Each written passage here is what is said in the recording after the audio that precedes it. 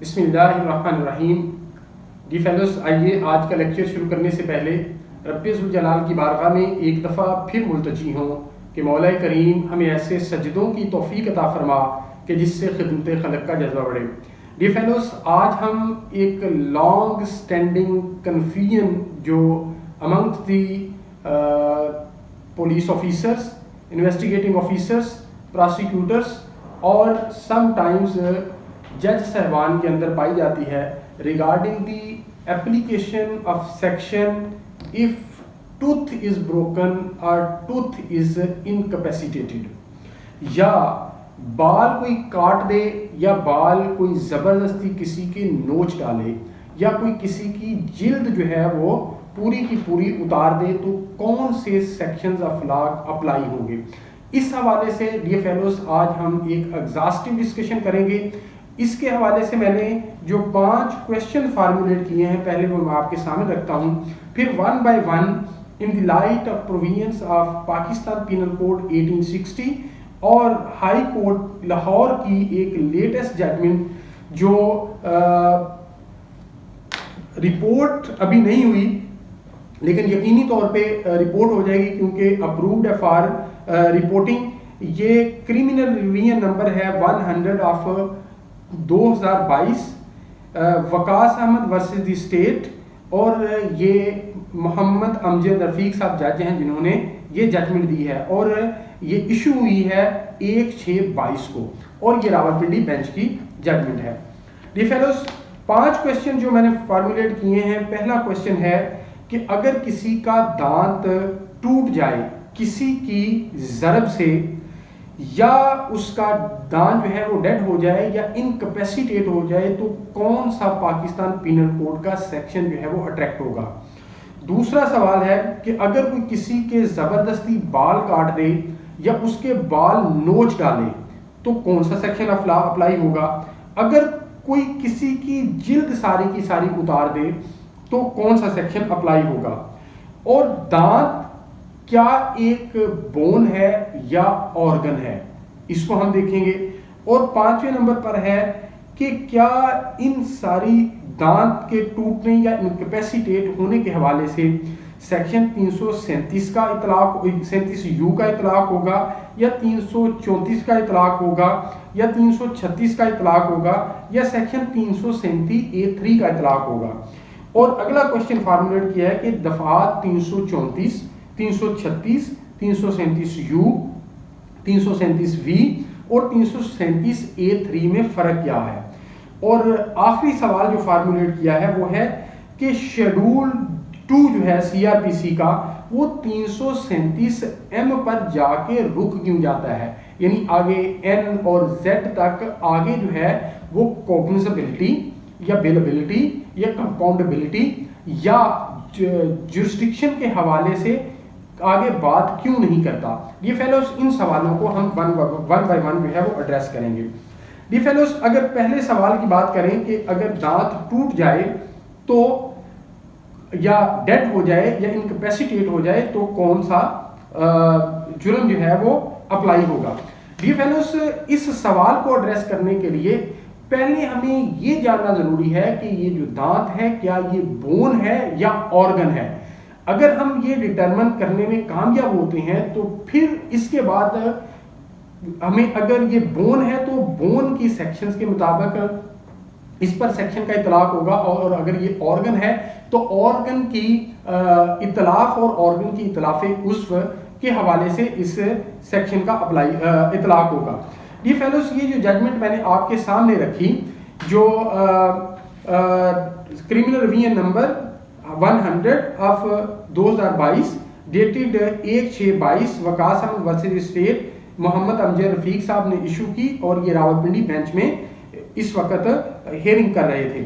D fellows, इन्होंने जो question formulate किया वो क्वेश्चन ये फार्मूलेट किया कि whether tooth is an organ और a bone and what penal section would be attracted if the teeth are broken damaged। ये फेलोस, इसको एड्रेस करते हुए फिर इन्होंने इस पर बालों के हवाले से भी डिस्कशन की और स्किन के हवाले से भी डिस्कशन की। तो पहले हम इस बात का तयन कर लेते हैं कि इस जजमेंट के अंदर फाइनली हेल्ड क्या हुआ कि आया कि ये बोन है या कि ये एक ऑर्गन है। डियर फेलोज, इस पर जो जितना भी साइंटिफिक लिटरेचर मौजूद था उसको एग्जामिन किया, 2-3 जो रीजनिंग दी वो मैं आपके सामने रखता हूँ। फाइनल जो इन्होंने फाइंडिंग दी आया कि ये हड्डी है या कि उज़्व है, वो आपके सामने रखता हूँ। पहला जो लिटरेचर इन्होंने कोट किया उसके अंदर लिखा गया कि the above reference oblique article, यानी ये इस पर जो स्टडी की गई उसके हवाले से बात हो रही है। And like other compose the tooth as an organ and the second thought that tooth is a bone does require due attention. Anatomy of human being goes by saying that in total 206 bones of human body, tooth is not cited as such. Dear fellows, जिस्म के अंदर जो 206 हड्डियां हैं जो scientifically बयान की जाती हैं, लेकिन उन दोनों 206 हड्डियों में से जो टूथ है उसका जिक्र नहीं है। और फिर अगर हम फेशियल बोन्स की बात करें तो फेस के अंदर जो बोन्स हैं वो 14 हैं। जब उनको भी हम साइंटिफिकली एग्जामिन करते हैं तो उनके अंदर भी ये बोन एज ए बोन मौजूद नहीं है। आगे एक जो रिसर्च उन्होंने कोट की उसका रेलेवेंट पोर्शन है, teeth and bones took similar and share some commonalities including being the hardest substances in your body but teeth aren't actually bone. वो कहते हैं कि दो वजूहात की वजह से एक रिसेम्बलेंस है या सिमिलैरिटी है between the tooth and the bone. वो क्या है कि जो टूथ है वो भी major portion of the tooth जो है वो कैल्शियम पर मुश्तमिल होता है, और इसी तरह जो ये बोन भी हार्ड होती है और जो टूथ है ये भी हार्ड होता है, लेकिन इन कॉमनैलिटी के बावजूद ये बोन नहीं है बल्कि ये ऑर्गन है। अब फाइनली इस पे जो फाइंडिंग दी अदालत ने वो मैं आपके सामने रखता हूं।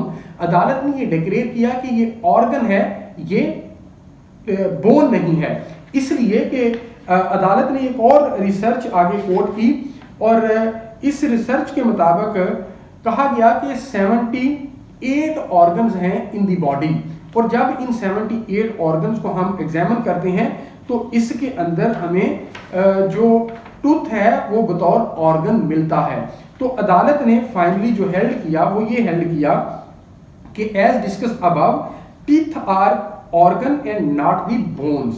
Therefore, broken teeth don't amount to fracture of a bone as used in the definition of सज्जाए हाशिमा। तो इसलिए ये कहते हैं कि ये बोन नहीं है बल्कि ऑर्गन है। तो अब उन्होंने कहा कि इसलिए ये सज्जाए हाशिमा 337A3 में नहीं आती। अब अगर फर्दर एग्जामिन करें तो फेस पर अगर या हेड पर कोई इंजरी काज हो तो वो जो कैटेगराइजेशन है हार्ट की पीपीसी के हवाले से वो सज्जा में फाल करती है। 337 को जब हम पढ़ते हैं कि whoever causes on the head or face of any person any hurt which doesn't amount to इतलाफ उज़्व or इतलाफ सलाहियत उज़्व is said to cause सज्जा। उन्होंने कहा कि अगर ये इतलाफ उज़्व या सलाहियत इतलाफ उज़्व में ये फाल नहीं करता तो फेस और हेड पर जो इंजरी होगी वो सज्जा में फाल करेगी। तो अब 337A3 जिसके अंदर ये लिखा गया कि by fracturing the bone of the victim without dislocating it is said to cause सज्जाए हाशिमा, यानी अगर हड्डी जो है चेहरे की या दिमाग की कोई वो ब्रेक होती है और वो डिसलोकेट नहीं होती, फ्रैक्चर सिर्फ होती है, तो फिर 337A3 लगेगा। अब जब हमने इसे बोन डिक्लेयर नहीं किया बल्कि ऑर्गन डिक्लेयर किया है तो ये इसकी एक्सेप्शन में इतलाफ उज़्व या इतलाफ सलाहियत उज़्व में आ जाएगी। तो अदालत ने ये कहा कि जब ये ऑर्गन है और हड्डी नहीं है तो फिर सज्जा में फाल नहीं करेगी, 337A में फाल नहीं करेगी, बल्कि ये 334 में फाल करेगी। इतलाफ उज़्व में अगर ये ब्रेक होता है और अगर ये इनकैपेसिटेट होता है या डेडन होता है तो फिर ये 336 में फाल करेगी। डी फेलोज, अब इससे आगे जो अहम बात है वो जो एप्लीकेशन के हवाले से वो भी मैं आपके सामने रखता हूं, जिसमें कैटेगोरिकली अदालत ने ये बात लिख दी कि ये इसके अंदर कौन सा लगेगा। 10 officer under section offense under section 337A 3 PPC is not attracted in the circumstances whereas teeth being a specialized organ as ectodermal appendages located in the oral cavity and also part of jaw can safely be stretched as falling within the definition of uzv, and it is mentioned in section 337 PPC that shajja means any hurt on face and head which doesn't amount to itlafe uzv or itlafe salahte uzv. Therefore, injury to an uzv in face and head will not be dealt as shajja injury. आगे further कहा, the above study reflects that teeth, hair, glands and skin are specialized organs. Therefore, if hurt affects such organs, it would either be dealt under the definition of itlafe uzv और इतलाफे सलाहते उज़्व. Dear fellows, categorically इस judgement के अंदर अदालत ने ये बता दिया कि जो दांत हैं, जो बाल हैं और जो स्किन है, ये तीनों जो हैं एक खास कैटेगरी के स्पेशलाइज्ड ऑर्गन है और इनमें से अगर कोई टूटता है, डैमेज होता है, डिस्ट्रॉय होता है, इंपेयर होता है, तो फिर इतलाफे उज़्व का जो सेक्शन है 334 वो अट्रैक्ट होगा. अगर ये इनकैपेसिटेट होते हैं तो फिर सेक्शन 336 से अट्रैक्ट होगा. डियर फेलोज, अब एक और कंफ्यूजन है कि अमूमी तौर पर 337 यू सेक्शन लगा दिया जाता है इस हवाले से. तो इस हवाले से मैं अर्ज ये करना चाहता हूं कि 337 यू जो सेक्शन है वो एक्सप्लेनेटरी इन नेचर है. वो हमें सिर्फ ये बताता है कि अर्श की किस पोर्शन के साथ जो है वो अर्श लिया जाएगा अगर दांत टूटता है, अगर बाल काटे जाते हैं, बाल जड़ से उखाड़े जाते हैं, नोचे जाते हैं, तो किस प्रोपोर्शन के साथ अर्श जो है वो लिया जाएगा. डियर फेलोज, ये एक्सप्लेनेटरी इन नेचर है. 337 यू या 337 वी बालों के हवाले से नहीं लगेगा. मैं फॉर योर कन्वीनियंस इनको पढ़ देता हूं, लेकिन लगेगा 334 या 336. इसलिए इसकी मैं आपको एक एग्जांपल देता हूं. जब हम 320 सेक्शन लगाते हैं, उस सेक्शन के अंदर जब हम पढ़ते हैं, जब हम सेक्शन 320 या 322 लगाते हैं तो सेक्शन 320 बात करता है पनिशमेंट फॉर कत्ल खता बाय रैश और नेग्लिजेंट ड्राइविंग, और 322 बात करता है पनिशमेंट फॉर कत्ल सबब. अब ये दोनों सेक्शन में जो पनिशमेंट है वो दियत की दी गई है. अब 322 में अगर आपके सामने पढ़ूं कि whoever commits कत्ल बिस्सबाब shall be liable to दियत. अब दियत की जब पनिशमेंट इसके अंदर दे दी गई तो हम कभी भी 323 नहीं लगाते जिसके अंदर वैल्यू ऑफ दियत दी गई है, इसलिए कि वैल्यू ऑफ दियत पीनल सेक्शन नहीं है, वो एक्सप्लेनेटरी इन नेचर है. जिस तरह हम 322 लगाते हैं जो कि पीनल सेक्शन है और 323 नहीं लगाते, इसी तरह हम पीनल सेक्शन 334 या 336 लगाएंगे और एक्सप्लेनेटरी सेक्शन जो है वो 337 यू नहीं लगाएंगे. और हेयर्स के हवाले से सेक्शन 337 वी नहीं लगाएंगे. तो डी फेलोस, फाइनल हमने कंक्लूड ये किया कि दांत एक ऑर्गन है और ये एक हड्डी नहीं है. ये टूटे या इनकैपेसिटेट हो तो सेक्शन 334 लगेगा या 336 लगेगा, 337 यू नहीं लगेगा. और इसी तरह बाल अगर नोचे जाते हैं, बाल काटे जाते हैं तो 334 लगेगा या 36 लगेगा. अगर जड़ से उखाड़े जाते हैं तो 334 लगेगा और अगर काटे जाते हैं तो 336 लगेगा. और 337 you in case of breaking of teeth या इनकैपेसिटेटिंग ऑफ टीथ नहीं लगेगा. और इसी तरह बालों के जिमन में 337 वी नहीं लगेगा. अब जहां तक काफी सवाल का ताल्लुक है कि शेड्यूल 2 सीआरपीसी का 337 एम पर जाके रुक क्यों जाता है, तो जो मैंने पहले गुजारिश की कि ये एक्सप्लेनेटरी इन नेचर है. 300 से 337 जी तक.